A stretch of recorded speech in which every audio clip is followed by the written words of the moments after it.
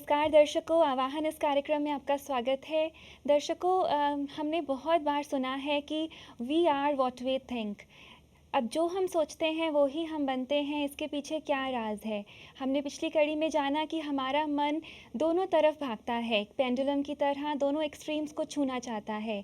तो हम इस बारे में और जानेंगे कि कैसे हम राइट जो डायरेक्शन है उसको चुनें। तो आइए इसके बारे में जानेंगे। हमारे बीच में हमारा मार्गदर्शन करने के लिए फिर से हमारे साथ हैं ब्रह्मा कुमारी अनीता दीदी जी। तो आइए उनका स्वागत करते हैं। दीदी, आपका बहुत बहुत स्वागत है। ओम शांति। ओम शांति। तो दीदी, पिछली कड़ी में हम बात कर रहे थे, जैसे आप अपना एग्जाम्पल देके बता रहे थे कि कैसे मन के अंदर ही दो एक तरह का युद्ध चलता है, टू डायरेक्शंस का, और फिर उसको हम कैसे राइट जो क्या है उसको हम कैसे डिसाइड करते हैं, फिर हम कैसे उसको अपना पाते हैं। इसके बारे में हम और आपसे जानना चाहेंगे। जो सवाल हमने लिया था राधिका जी का कि वो कॉलेज में हैं और उनका फ्रेंड सर्कल बहुत इन्फ्लुएंस करता है, और राइट क्या है रॉन्ग क्या है वो ये जानना चाहती थी। उसको एक काम और करना चाहिए, जैसे कि मैंने भी किया। मैं कुछ दिनों के लिए अपने आप को अलग किया बहुत सारी बातों से, ताकि मैं अपने आप को ठीक जज कर सकूं। मुझे ये समझ आ गया था कि ये मेरा डिसीज़न ही मेरी लाइफ बनने वाला है। जैसे बीज होता ना, तो बीज एक बार डाल देते हैं खड्डे में, मुझे कौन सा बीज डालना है वो लेता तो एक सेकंड है, लेकिन उसके बाद उसका पेड़ तो सदा रहता है ना। तो 500 साल तक भी कोई पेड़ की आयु हो सकती है। ऐसे ही मैं 16 साल की हूँ उस टाइम, चाहे मुझे एक सेकंड में अपने आप को येस और नो बोलना है, लेकिन मुझे ये बात समझ आ गई थी कि उसका इफ़ेक्ट जन्म जन्मांतर तक जा कर के पड़ने वाला है। इसलिए मुझे इस बात को इतना लेयरली नहीं लेना है, इसको बहुत इम्पोर्टेंस देना है। और जीवन कोई 10 साल का नहीं होता, अंदर तो एक अमर आत्मा बैठी है ना, तो अमर आत्मा के हर कर्म का इम्पैक्ट भी अमर होता है।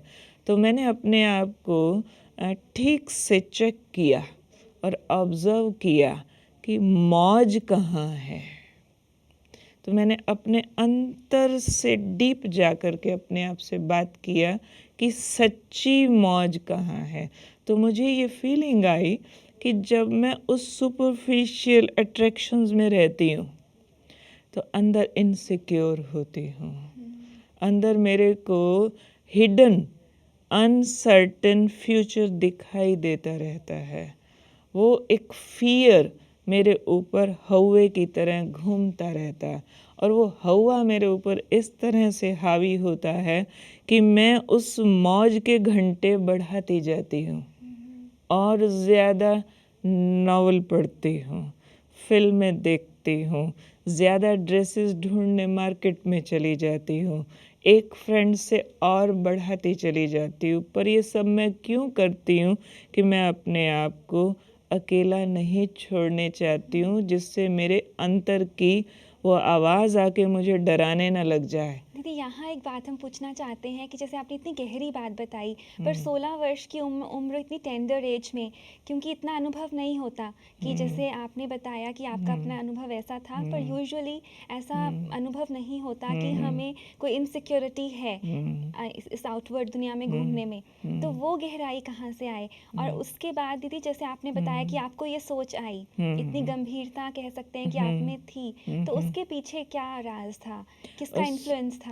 उसके पीछे कुछ तो ये राज था कि हमारे परिवार के अंदर भक्ति भाव बहुत था, तो अच्छी अच्छी कहानियाँ हम लोग सुनते रहते थे, उस चीज़ का भी इम्पेक्ट था। और शायद कुछ अंदर से भी जो महान बनने की मेरी इच्छा थी, और फिर मैंने अपने आप को कुछ समय दिया, कुछ समय के लिए मैंने अपने आप को अकेला किया। तो वो अंतरात्मा तो सच्ची और महान होती ही है। उसकी आवाज़ सुनने के लिए अगर कोई भी अपने आप को टाइम देगा ना, तो आवाज़ निकल करके बोलेगी ज़रूर। क्योंकि ये बहुत बड़ा सच है कि अंतरात्मा बेसिकली प्योर है। सिर्फ हम बाहर की अपवित्र आवाज़ों का इतना ज़्यादा शोर कर देते हैं कि वो आवाज़ कहीं दब के रह जाती है। तो जब मेडिटेशन समझा तब भी ये बात समझ में आई कि उस पवित्र आवाज़ को सुनो, उसको इग्नोर मत करो, वही आपकी दोस्त है और अपना जीवन संवारने वाली आवाज़ है वो। पर दीदी जैसे अगर हम ये आवाज़ सुनते भी हैं, जो बाहर की चीज़ें हैं उसको बड़े भी कई बार राइट का टैग दे देते हैं कि ये राइट उम्र है, आप ऐश करो, घूमो फिरो, हम बैठे हैं। राइट, ये बहुत बड़ी समस्या आज पूरे विश्व के अंदर है और इसके कारण ही हम देख रहे हैं कि यंगस्टर्स बिगड़ रहे हैं। तो हम चंडीगढ़ में रहती हूँ, छोटा सा एग्जांपल देती हूँ, वहाँ हमारे सेंटर के पास ही यूनिवर्सिटी है। लोग कहते हैं आजकल का यूथ बिगड़ रहा है, पर हम कहते हैं कि यूथ नहीं बिगड़ रहा है, बहुत सारे कारण उसको बिगाड़ रहे हैं। हमारे पास वो लोग आते हैं, मेडिटेशन सीखने आते हैं, हम थोड़ा भी उनको समय देते हैं, थोड़ा भी गाइड करते, तो हमने देखा है कि मैच्योर लोगों से ज़्यादा उनकी पिकअप है, ज़्यादा अच्छा वो चेंज कर रहे हैं, ज़्यादा अच्छी वैल्यूज़ एडॉप्ट कर रहे हैं। तो इसलिए अगर पेरेंट्स को ये वाली बात सुन रहे हो आज टीवी में, तो उन पेरेंट्स से भी मेरा अनुरोध है कि बच्चों को सिर्फ खाना, खेलना, मौज मस्ती ही होता है, इस तरह का दिशा निर्देश न दें, उनके फ्यूचर को बचा लें। इसलिए अभी एक बैलेंस की ज़रूरत है। चलो ठीक है, थोड़ा खाया, थोड़ा घूमा, उसकी मना नहीं है, ऐसा भी नहीं कि बिल्कुल हम उनको कहते हैं कोई सन्यासी हो जाए, आज ही जंगल में चले जाएं, या फिर सारे काम छोड़ के सिर्फ किताब किताब किताब किताब लेकर के बैठ जाएं। नहीं, लेकिन 90% टाइम ज़रूर अपने कैरियर को दें, क्या कि आने वाला टाइम फिर उनको ठीक आनंद का अनुभव करा सके। कहीं ना कहीं बैलेंस की बहुत बहुत ज़रूरत है। ज़रूरत है। दीदी आप हमें बता रहे थे, फिर आपने कौन सा रास्ता चूज़ किया, आ, है ना, कैसे किया तो हमें मुझे अपने आप पर बहुत गर्व है कि मैंने बहुत अच्छा निर्णय उस टाइम पर लिया। बिल्कुल ही फैशन, घूमना, खाना, ये सारी बातें एकदम मैंने हटा दी अपनी लाइफ से और क्वालिटी टाइम मैंने वैल्यूज़ प्रैक्टिस को दिया। मैं अपने घर में बहुत गुस्से वाली थी और थोड़े टाइम के अंदर लोग मुझे कमेंट करने लगे, 1-1.5 साल के अंदर ही, कि हमने एक आग के अंगारे को बर्फ़ की डली बनते देखा है। मैंने अपने ऊपर प्रैक्टिस किया, मैं जल्दी से अपनी फ्रेंड्स की गलतियां माफ़ करने लगी।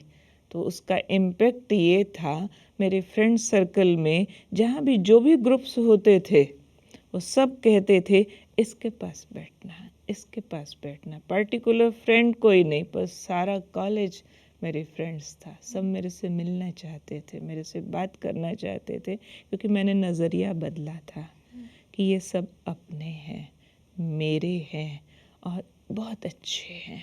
पहले मैं सबकी कमियां देखती थी, क्रिटिसाइज़ करती थी, कमेंट्स पे पास करती थी। उससे मुझे किसी से हेट मिलती थी, किसी से प्यार मिलता था। अब मैंने कमेंट्स और क्रिटिसिज्म ख़त्म करके सिर्फ अप्रिशिएट करना शुरू किया। उससे मैंने देखा मेरी कंसंट्रेशन बढ़ी, मेरा पढ़ाई में इंटरेस्ट बढ़ा। आज अगर मैं दूसरे को क्रिटिसाइज़ करती हूँ तो उसका हिडन क्रिटिसिज्म यहाँ आके काम करता, मुझे पढ़ने नहीं देता। आज मैं फैशन करती हूँ तो मुझे दूसरे के कमेंट्स का इंतज़ार है, कोई ने अच्छा कमेंट नहीं दिया वो भी मुझे पढ़ने नहीं देता। आज मेरे कुछ डूज़ और डोंट्स है, यही खाऊं, यही पहनूं, प्रॉपर नहीं मिला तो वो भी मुझे पढ़ने नहीं देता। तो मैंने वो वाली चीज़ें जो शोई माल था उसको एक साइड करके वैल्यूज़ प्रैक्टिस किया और इतनी अच्छी प्रैक्टिस किया कि जब मैंने वो कॉलेज छोड़ा तो मेरे को बहुत अच्छा अवार्ड देकर के साथ में टाइटल दिया गया, simple living and high thinking. What a change. दीदी कि क्या इन्फ्लुएंस किया आपको, माना एक्सटर्नली कोई चीज़ जिसने आपको इतना चेंज करने में मैंने इन्फ्लुएंस किया? 16 साल की एज में मेडिटेशन सीखा था और बहुत इसको वैल्यू दिया था मैंने।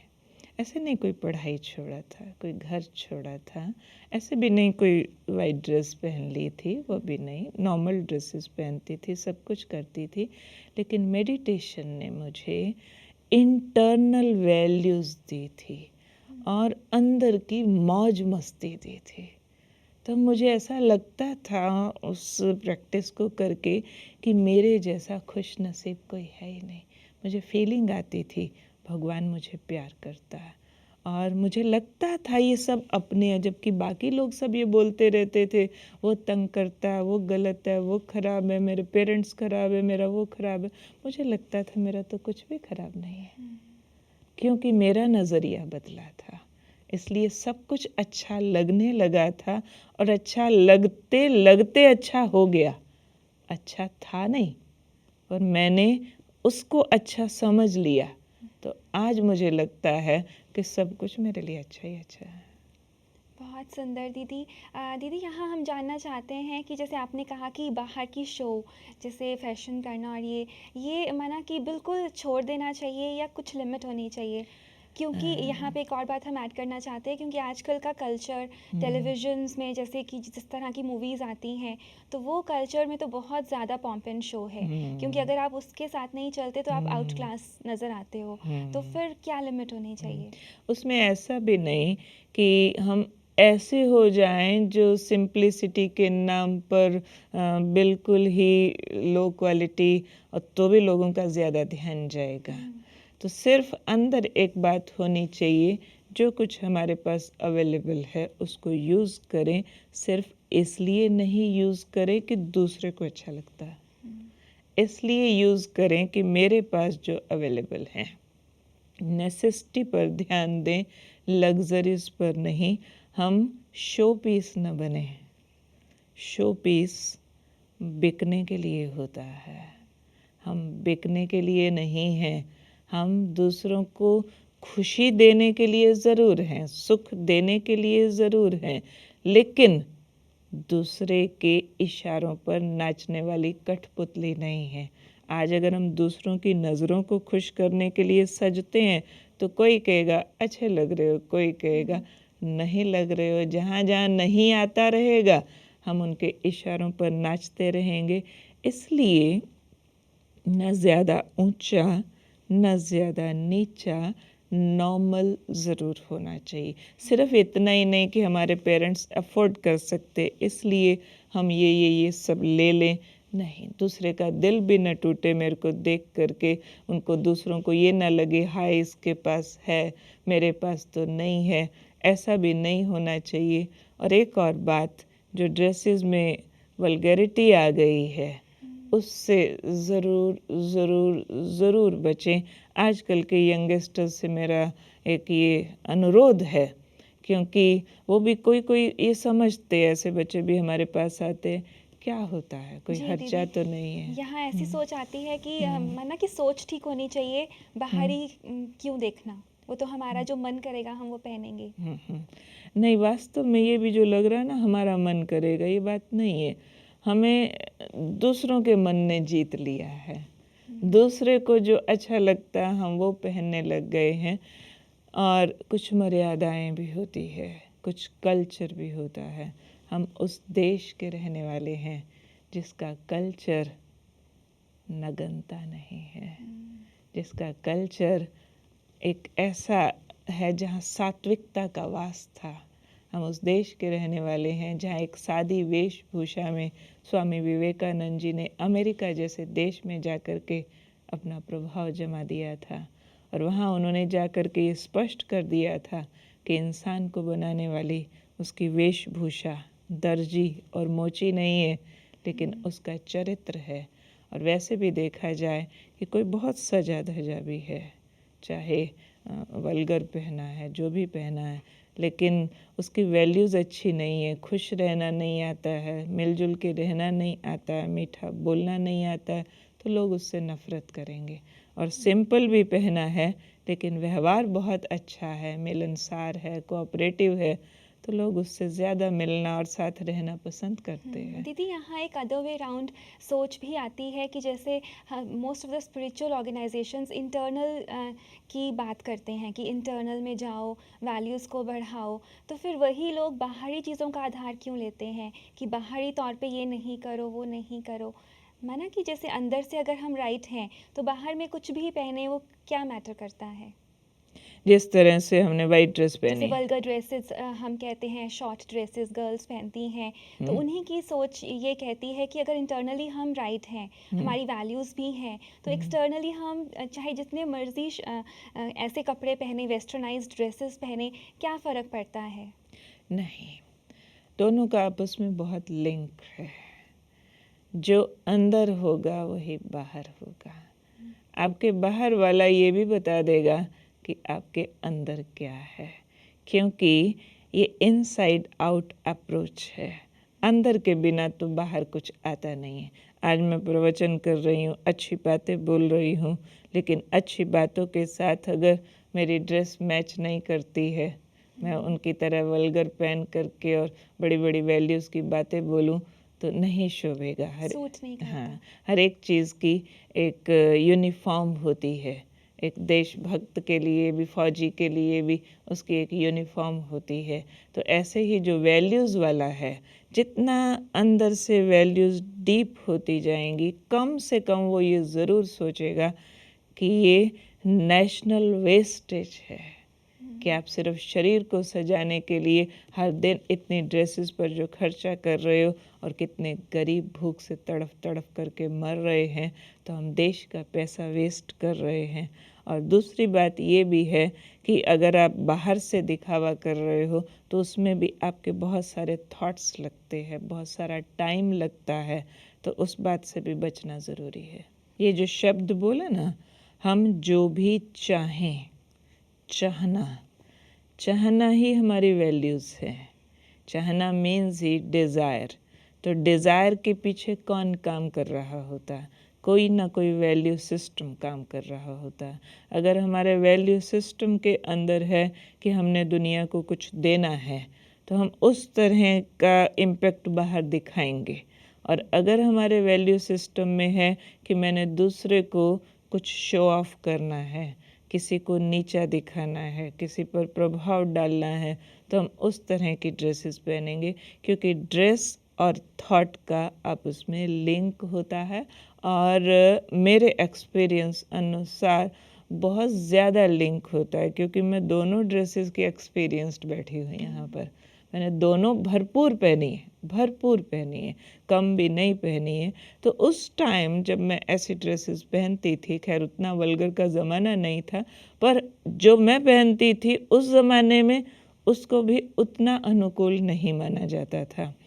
लेकिन वो पहनते हुए एक बार तो लगता था ये मेरा कंफर्ट जोन है, मेरे पेरेंट्स अफोर्ड करते, वो मेरे को मना नहीं करते थे, और फिर मुझे पहन करके अच्छा लगता है।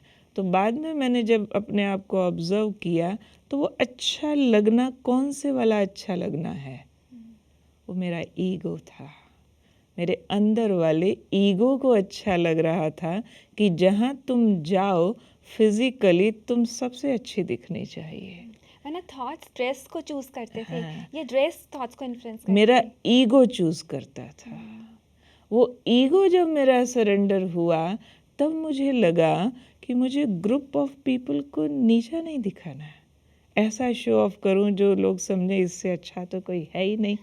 तो वो मेरा फिजिकल इम्प्रेशन था, और उसके बाद आ गया मेरा मेंटल इम्प्रेशन। पर दीदी इसमें गलत क्या है? अगर हम अच्छा लगना चाहते हैं इन अ ग्रुप, तो इसमें गलत क्या है? अच्छा लगे ज़रूर, लेकिन सिर्फ अगर फिज़िकल इम्प्रेशन दूसरों को देंगे ना, तो उसके बहुत सारे नुकसान आएंगे। ईगो क्लैश होगा, हम डोमिनेटिंग पर्सनैलिटी हो जाएंगे, हम इस तरह की पर्सनैलिटी हो जाएंगे कि थोड़ा भी किसी ने मेरा कहना नहीं माना, मेरे अकॉर्डिंग नहीं चला, तो हम हर्ट हो जाएंगे या रिवेंजफुल हो जाएंगे। टोटल पर्सनैलिटी मैटर कर रही है कि हम सब में अच्छा दिखना चाहते हैं। अरे दिखने की क्या ज़रूरत है, अच्छी हूँ तो उसमें शो ऑफ की ज़रूरत नहीं होती कि बाहर में सजा करके दिखाऊं मैं कितनी अच्छी हूँ।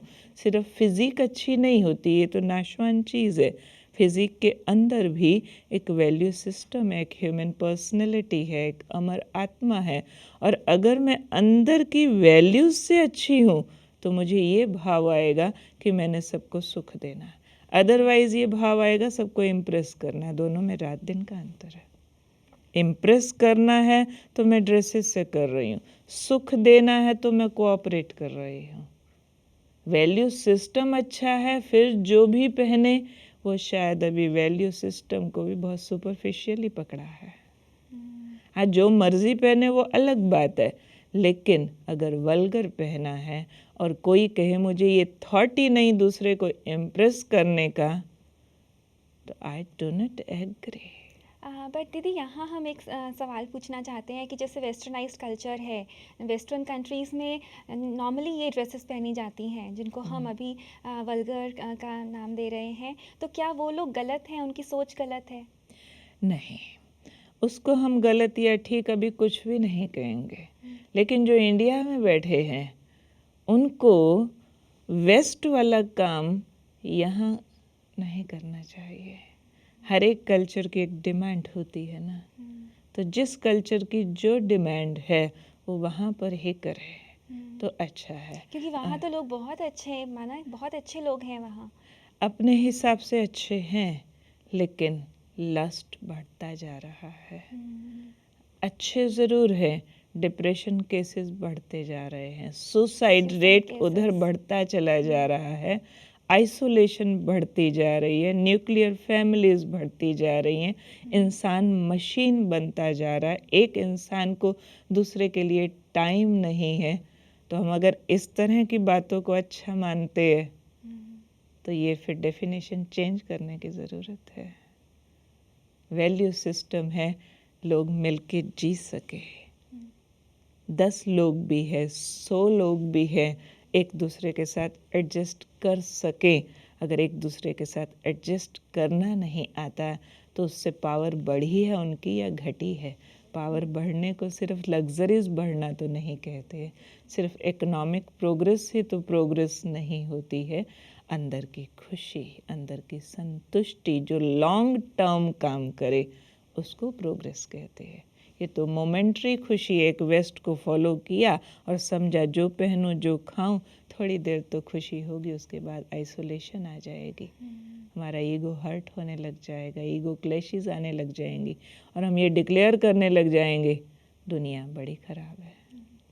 तो दीदी जैसे आपने कहा कि ड्रेसेस का बहुत इन्फ्लुएंस होता है, पर अगर जैसे कोई बहुत एफ्लुएंट फैमिली से है, उसके पास ऑलरेडी है, वो स्पेंड कर चुका है ऐसी ड्रेसेस पे, तो अगर है तो वो क्यों ना शो ऑफ करे, क्यों ना पहने उसे, तो माना उसमें क्या गलत है? जो है वो अलग बात है। जैसे एक रईस का बेटा, तो उसके फादर की डेथ हुई और सारा तो प्रॉपर्टी उसके नाम आया, तो उसको भी शो ऑफ का बड़ा चाव चढ़ा कि रईस का बेटा हूँ, अब तो मैं ही मालिक हो गया। वो 100 रुपए का नोट सिगार बना के पीता था। आखिर कब तक पिएगा? जो है तो थोड़े दिनों में वैसे भी ख़त्म हो जाने वाला है ना। है तो बहुत कुछ, जैसे नेचर के अंदर जहर भी है, नेचर के अंदर अमृत जैसे फल भी हैं। चॉइस तो अपनी है ना कि मुझे क्या यूज़ करना है क्या नहीं करना है। हर घर के अंदर बहुत वैरायटी सामान होता है, लेकिन अपने अंदर ये देखने की ज़रूरत है कि डेफिनेशन मैंने कौन सी दी है प्रोग्रेस को। अगर हमारे पास बहुत कीमती सामान है और वो ऐसे वाला है जिससे मुझे ये शो करना है कि देखा हमने कितना प्रोग्रेस किया, हम कितने रिच हो गए, लेकिन एक बात समझ लेनी चाहिए, ये पूरी सोसाइटी में एक रॉन्ग नोशन है कि प्रोग्रेस के मायने क्या होते हैं। प्रोग्रेस का मायना सिर्फ इकोनॉमिक प्रोग्रेस बिल्कुल नहीं है।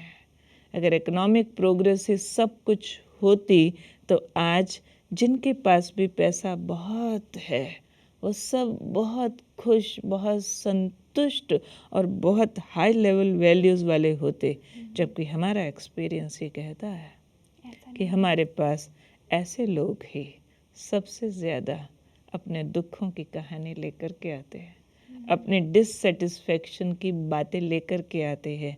ऐसे ऐसे लोग जिनसे ज़माना जेलसी करता है वो अंदर से खाली डब्बे होते हैं। धन बुरा नहीं है, कमाना बुरा नहीं है, धन को यूज़ करना भी बुरा नहीं है, लेकिन अगर वैल्यूज़ के साथ नहीं आया और सिर्फ यही सवाल आ जाएगा फिर तो कि अगर है तो क्यों ना दिखाएं, तो दिखाना क्या फाइनल सर्टिफिकेट है कि you are all right? It means हम ये सर्टिफिकेट दूसरों से लेना चाहते हैं ना कि अरे आप तो बहुत पैसे वाले हो। क्या यही ज़िंदगी की मंजिल है कि हम दूसरों से सर्टिफिकेट लेना चाहते थे कि आपके पास पैसा बहुत है? क्या इसी के लिए दुनिया में आए थे? लेकिन पैसा तो बहुत है, ड्रेसेस तो बहुत है, पर आपस में घर के 4 लोगों को निभाना नहीं आता तो 4 लोग आपस में बात नहीं करते हैं तो पर दीदी वो पैसा यूज़ कहाँ करें? जैसे अगर वो जैसे बड़ी-बड़ी गाड़ियाँ नहीं लेंगे, ड्रेसेस महँगी-महँगी नहीं लेंगे, तो वो कहाँ यूज़ करेंगे पैसा? तो उनके अपने ही काम नहीं आएगा तो क्या फ़ायदा? बहुत तरीके हैं पैसा यूज़ करने के, अगर यूज़ करना चाहें तो। हमारे देश की आधी जनता भूखी है, धन उनकी सेवा में लगाएं। धन अच्छे साधन जो हैं वो दूसरों को सहयोग देने में लगाएं। कितने पेशेंट्स बैठे होते हैं हॉस्पिटल्स में, धक्के खा रहे होते हैं, उनको कितने तरह के साधनों की ज़रूरत होती है हॉस्पिटल्स में, वहाँ जा कर के उनको कोऑपरेट करें। कोई अनाथ आश्रम में जा कर के उन अनाथ बच्चों को पढ़ाने की ज़िम्मेवारी लें। कई तरह के दुनिया के अंदर काउंसलिंग की ज़रूरत है, काउंसलिंग के लिए जो उनको एक्सपेंसेस लगते हैं उसमें जा कर के हेल्प करें। तरीके तो बहुत है, अगर वो समझ ले कि ये देश मेरा परिवार है, मेरा पड़ोसी भी मेरा परिवार है, तो जो इकट्ठा करने की इच्छा है तो उससे जो बढ़ गया ना उस इच्छा से, तो ज़रूरी बात है दिखावे में यूज़ होगा। क्योंकि वो कहीं न कहीं खुशी देता है, तो वो खुशी को शिफ्ट करने की ज़रूरत है। वो ज़रूरी बात है। एक लंगड़ी खुशी है, एक वो वाली खुशी है जो किसी ने बैसाखी को फैशन समझ लिया था, तो उसको लगा कि ये सामने वाला 2 बैसाखियाँ लगा के चल रहा है, मैं भी चलूँ तो सही। वो 1 महीना बैसाखी लगा के ही चलता रहा, उसको लगा ये फैशन होता है। और महीने बाद अगर उसकी बैसाखी छुड़ाई जाए तो उसकी टांग की जान ही जा चुकी है, अब वो बिना बैसाखी के चल नहीं सकता। तो लोगों के पास जो अंदर की खुशी नहीं है, अंदर जो पवित्र विचारों से खुशी मिलती है, अंदर जो भगवान को याद करने से खुशी मिलती है, जो दूसरे को सहयोग करके खुशी मिलती है, वो वाली खुशी नहीं है, तो उनको कंज्यूमर जो हमारा कल्चर हो गया है कंजम्पशन का, उससे खुशी लेने की आदत पड़ गई है कि ज़्यादा से ज़्यादा भोगें चीज़ें। 20 जोड़ी जूता, 100 जोड़ी कपड़ा, 10 तरह की गाड़ियाँ, 10 तरह के मकान, तो उनको लगता है कि ये खुशी है। वो तो बैसाखियाँ हैं। दूसरे को नीचा दिखाने का एक जो होड़ लगी हुई है। तो आंतरिक खुशी जिसके पास है, उसको इनमें से किसी चीज़ों के सहारे की ज़रूरत नहीं है। और वैसे भी तो ये चीज़ें नाशवान हैं, आज हैं कल ना होंगी, तो हमारी खुशी इनसिक्योर हो जाएगी माना ना। दूसरों को खुशी देना ही असली खुशी है। बहुत सुंदर दीदी, हमें बहुत अच्छी बातें जानने को मिली कि कैसे हमें अपने जीवन को राइट डायरेक्शन देना चाहिए। आपने अपना अमूल्य समय हमें दिया, उसके लिए आपका बहुत बहुत धन्यवाद। ओम शांति। ओम शांति। तो दर्शकों, हमने जाना कि कैसे हमें अपने लाइफ को राइट डायरेक्शन देना है, क्या चीज़ सही है और क्या गलत है। माना कि जो हम चीज़ें यूज़ करते हैं, जिनके ऊपर हम पैसा खर्च करते हैं, वो भी कहीं ना कहीं हमें इन्फ्लुएंस करती हैं, या तो हमें नेगेटिव की तरफ लेके जाएंगी या हमें पॉजिटिव की तरफ। तो हमें रुककर कहीं ना कहीं ये सोचना ही पड़ेगा कि हमें लाइफ में से चाहिए क्या। तो दोस्तों, यूँ ही आप हमारा ये प्रोग्राम देखते रहिए। हमारा ईमेल और फ़ोन नंबर इस प्रोग्राम के बाद डिस्प्ले होता है, तो आप यूँ ही हमें अपने सवाल भेजते रहिए, हमें इंतज़ार रहता है। आपका बहुत बहुत शुक्रिया।